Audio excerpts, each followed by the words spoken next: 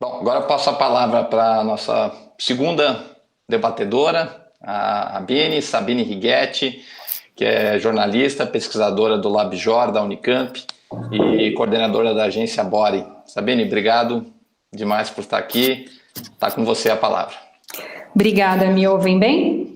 Perfeito. Legal, obrigada, é um prazer estar aqui com os colegas, com o Ayrton, nesse projeto. Eu sempre falo para o Ayrton que eu admiro muito esse projeto, o USP-Talks, eu acho que é uma das iniciativas institucionais de divulgação científica de maior sucesso dos últimos tempos, então é uma honra estar aqui.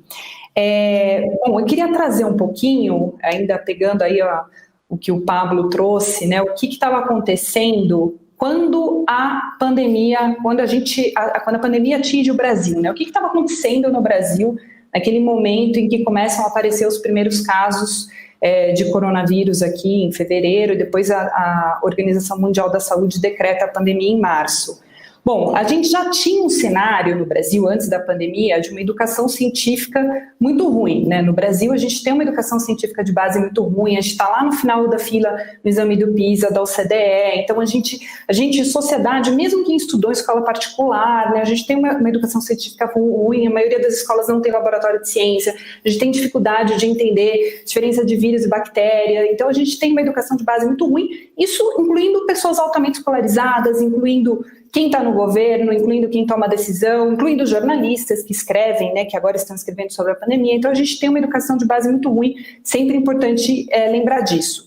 A gente também tinha, quando a pandemia chegou, um distanciamento muito, muito grande de ciência e sociedade. Para ter uma ideia, na pesquisa divulgada no ano passado pelo Ministério de Ciência e Tecnologia e Inovação, agora não tem mais comunicações, em julho do ano passado, 90% da população brasileira não sabia mencionar o nome de uma instituição que faça ciência, como a própria USP, ou de um cientista, como nós que estamos aqui. 90% da população, incluindo a população altamente escolarizada. Então, tinha um distanciamento muito grande de ciência e sociedade, mesmo em quem estuda e chegou ao ensino superior. Um distanciamento também muito grande entre cientistas e imprensa. Nossos cientistas brasileiros, eles não estão muito acostumados a falar com a imprensa, atender jornalista, o contato com a imprensa, né? Eu falo muito de imprensa porque a imprensa ainda é uma ponte importante para chegar na sociedade, para fazer a informação científica circular. O contato com a imprensa não faz parte da rotina da maioria dos cientistas no Brasil. O cientista não é avaliado por isso, diferentemente de muitos países como os Estados Unidos, né? O cientista, ele faz isso quando sobra tempo, não gosta muito, então tem um distanciamento muito grande. A gente, como sociedade, a gente não estava muito acostumado a ver cientista na imprensa falando algo, né, importante para a gente, como a gente está vendo agora, né? Na última sexta-feira, no Jornal Nacional, em 10 minutos, apareceram 4 cientistas de universidades públicas. Então, tinha um distanciamento, a gente não estava muito acostumado com isso. Fora isso, muito na linha do que o Pablo falou, as universidades, as instituições e os cientistas do Brasil estavam sob ataque numa onda muito forte de negacionismo. Quer dizer, em abril do ano passado, a gente tem o presidente, que tinha acabado de ser eleito, dando uma entrevista dizendo que o Brasil quase não tem ciência. E quando tem, quem faz ciência são as universidades públicas, são universidades privadas, como o Mackenzie, palavras do presidente, e não as universidades públicas, sendo que naquela época o Brasil estava entre os 15 maiores produtores de ciência do mundo e 90% dessa ciência é feita pelas universidades públicas, quer dizer, desinformação vinda do próprio governo. Logo depois, ainda em abril, o então ministro da Educação, Weintraub, que tinha acabado de assumir o posto, diz que as universidades públicas fazem balbúrdia no lugar de desempenhar academicamente. Em julho, Ayrton lembrou, negacionismo e ataque. A gente teve o episódio da negação dos dados, quer dizer, até chegar em julho, né, a negação dos dados de desmatamento, que culminou na demissão do diretor do INPE, um cientista altamente renomado no mundo inteiro. Quer dizer, a gente estava num cenário de pouca educação científica, distanciamento da ciência e da sociedade, inclusive por meio da imprensa, e desinformação e negacionismo científico por parte das autoridades, né? É sempre bom lembrar que isso vem do governo, o argumento de autoridade vindo do governo muito negacionista. Bom, o que aconteceu? Aí veio a pandemia, Todo esse processo, ele se acelerou, a gente já estava vivendo isso, então ele se acelerou.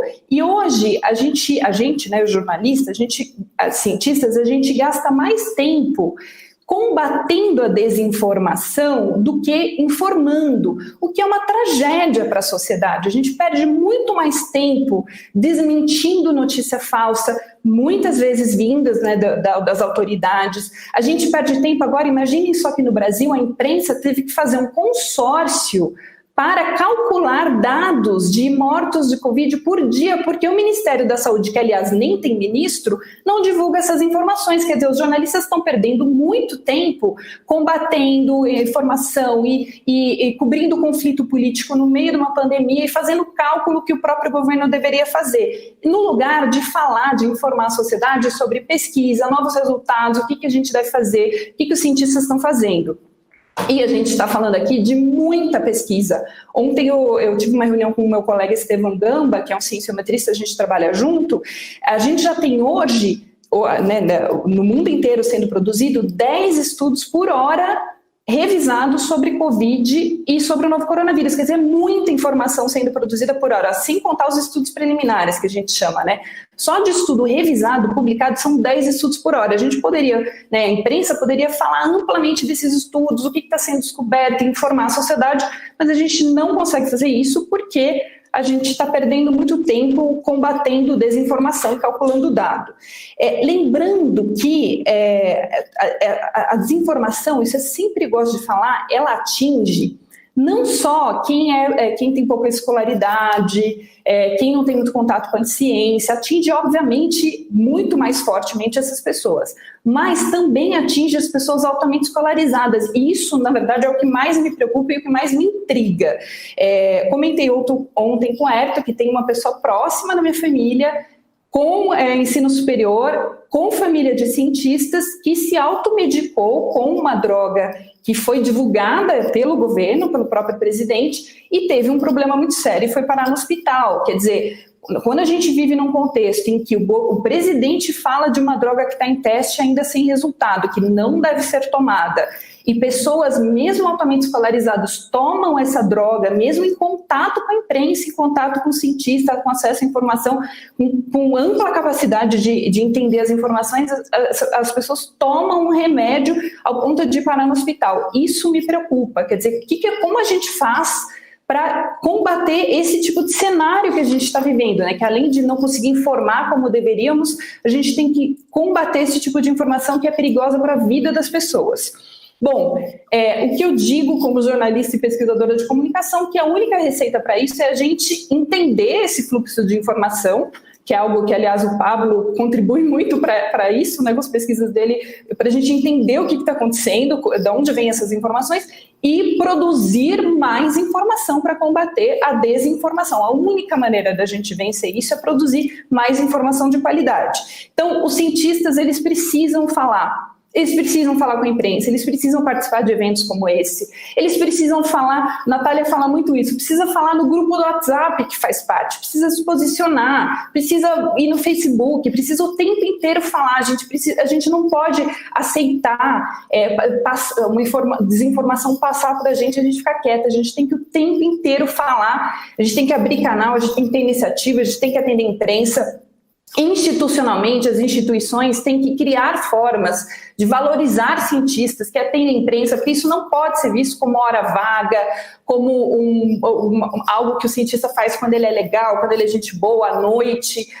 O cientista tem que ser valorizado por isso, inclusive na sua promoção de carreira, em concurso público. As instituições têm que fazer isso. Instituições têm que profissionalizar a comunicação. Semana passada eu tive uma reunião com assessorias de imprensa de todas as universidades federais do país, que são mais de 60, tem assessoria de imprensa que tem um jornalista, milhares de estudantes, milhares de pesquisas em andamento e um jornalista. Aí o jornalista reclama, não consigo fazer nada. E aí a solução é, vamos arrumar aqui uns bolsistas. A gente não faz comunicação de ciência altamente especializada, ainda mais num momento tão complexo, com bolsistas. Os bolsistas são estudantes em treinamento, a gente precisa de comunicação profissional, a gente precisa de estratégia, como vamos comunicar, para quem queremos comunicar. E aí eu chego em outro ponto, a gente precisa ter estratégia, não adianta a gente fazer um site, fala, mas ninguém acessa o meu site, que tem informações tão legais aqui, importantes sobre Covid ou outro assunto. A gente precisa ter estratégia. Com quem que eu quero falar? Como eu tenho que falar? Muitas vezes eu preciso fazer, de repente, um vídeo no WhatsApp, a gente tem que aprender lá com as fake news. De repente eu tenho que usar redes sociais, de repente eu tenho que dar a minha cara, colocar a minha cara de cientista falando num vídeo. De repente só escrever um texto não funciona. Então a gente tem que transformar a comunicação em algo profissional. Os cientistas têm que fazer parte da sua atividade na ciência, falar com a sociedade, por exemplo, via imprensa, e a gente tem que fazer isso de uma maneira estratégica. Só assim, com mais informação, a gente consegue combater a desinformação. A briga é grande, sinto que a gente está perdendo, mas a gente ainda tem muito chão pela frente, então eu conto com todos os cientistas e instituições para a gente aumentar aí o nosso poder de ataque. Obrigada. Perfeito, Sabine, excelente sua fala, obrigado. Você tocou em vários pontos, acho que muito relevantes, essa coisa das fake news não atingirem só os não escolarizados, mas eu tenho vários exemplos disso também, de família, pessoas próximas, de pessoas que têm muito acesso à informação, têm escolaridade, ensino superior e acreditam em coisas que um cientista jamais imaginaria que um leigo acreditaria, né? Acho que esse é um dos problemas, que os cientistas muitas vezes subestimam o impacto que essas fake news, essa desinformação pode ter, porque acho que ninguém vai acreditar numa coisa dessas. Mas essas coisas se disseminam de uma maneira impressionante e convencem mesmo muita gente. E podemos conversar mais no debate, mas essa coisa das instituições também, né? Eu trabalhei 20 anos num grande jornal, né, no Estadão, e as equipes da imprensa também estão muito reduzidas, elas têm muito poucos recursos humanos. Isso criou um vácuo muito grande na cobertura de ciência, na divulgação de ciência, e as instituições, em especial as universidades, precisam preencher esse vácuo urgentemente, né? Então a gente fala mais isso no debate. Eu não quero comer o tempo aqui do professor Paulo.